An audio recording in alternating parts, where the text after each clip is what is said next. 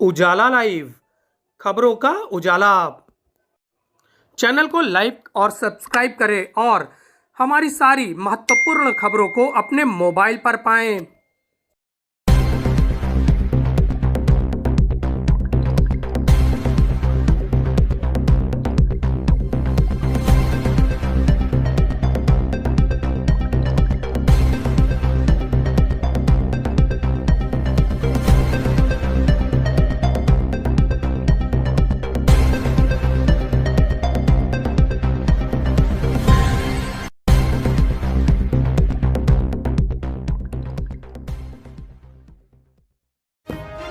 Samajwadi party के राष्ट्रीय महासचिव बनने के बाद संगम नगरी प्रयागराज पहुंचे सलीम इकबाल शेरवानी का समाजवादी पार्टी के कार्यकर्ताओं ने जोरदार स्वागत किया।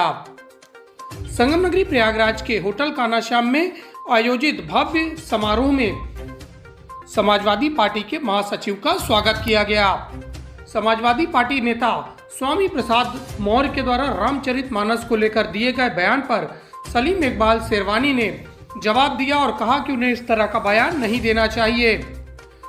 उन्होंने अपने संबोधन में कहा कि गीता और कुरान को कभी लड़ते हुए नहीं देखा गया है, जबकि गीता और कुरान के नाम पर लड़ने वालों को हमेशा से देखा जाता रहा है।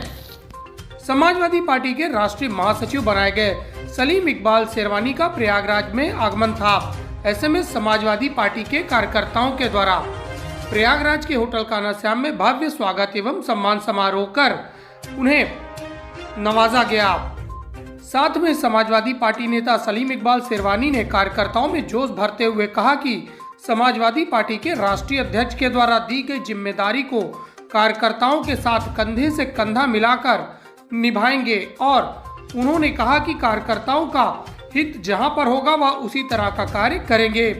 इस दौरान पूर्व सांसद पूर्व केंद्रीय मंत्री सलीम इकबाल शेरवानी ने अपने संबोधन में कहा कि गीता और कुरान को कभी भी लड़ते हुए नहीं देखा गया। कुरान के नाम पर, गीता के नाम पर लड़ने वालों को देखा गया है, लेकिन कुरान के नाम पर जो लड़ते हैं, गीता के नाम पर जो लड़ते हैं, उन्हें कभी गीता और कुरान को पढ़ते हुए नहीं देखा गया।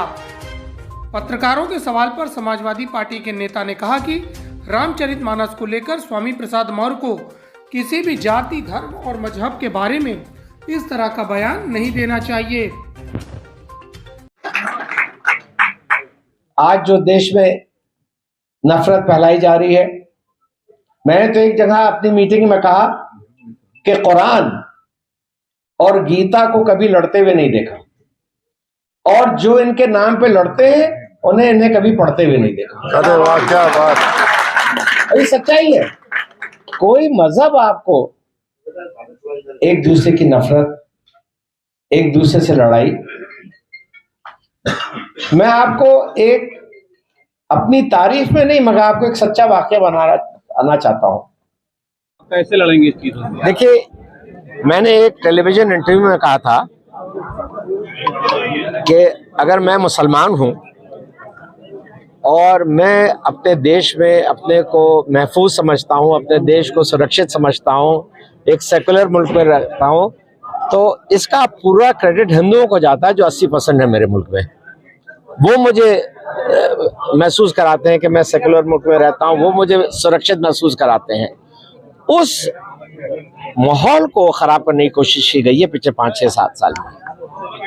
और मैं ये नहीं, हमने अपनी पहली सांस भारतीय लिए, हम अपने आखिरी सांस भी इसी देश में लेंगे।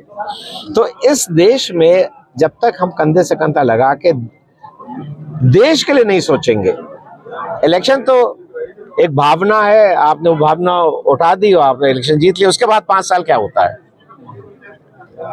लोगों को जो वोट भी डालते हैं, मैं आपको ईमानदारी से एक बात कह रहा हूं, अगर लोग विकास के नाम पे वोट डालने लगे तो कोई भी एमएलए एमपी नहीं जीतेगा जब तक वो काम नहीं करेगा।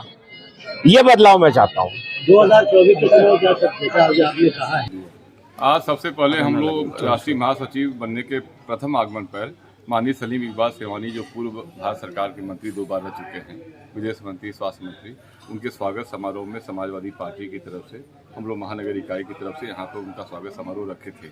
आज उनका स्वागत हुआ और स्वागत समारोह के जरिए हम लोग एक संदेश देना चाहते हैं पूरे देश और विदेश में, भारत प्रदेश और विदेश में जो है कि समाजवादी पार्टी हमेशा जो है नेकता में एकता की पार्टी है, धर्मनिरपेक्षता की पार्टी है, भारत जोड़ने वाली पार्टी है, ना कि तोड़ने वाली पार्टी है। जैसे कि हम लोग के सामने बीजेपी वाले जो है भाई भाई को लड़ाते हैं, आपस में लड़ाते हैं, कि धर्म का नाम लेके राजनीति करते हैं।